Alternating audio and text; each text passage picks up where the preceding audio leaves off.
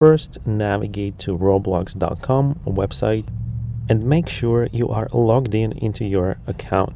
Now go to create option in upper navigation bar, and if for some reason that doesn't work, simply type create.roblox.com.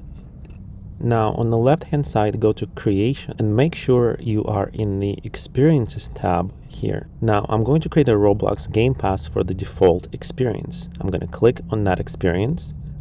On the left hand side, scroll down to where it says monetization and click on the passes option here.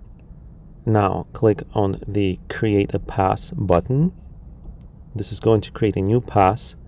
Here you can upload an image for your pass, but it's not required and it's just option. Now type the name of your game pass.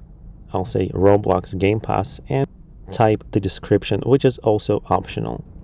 Now all you have to do is click on the create pass button and your Roblox Gamepass will be created. Now to assign a donation price, click on the pass and on the left hand side go to sales. Here make sure to switch on item for sale and type in, let's say, 100. Remember, you'll always get 70% of total price. Now let's go back to passes and hover over your pass, go to the three dots and click on open the new tab.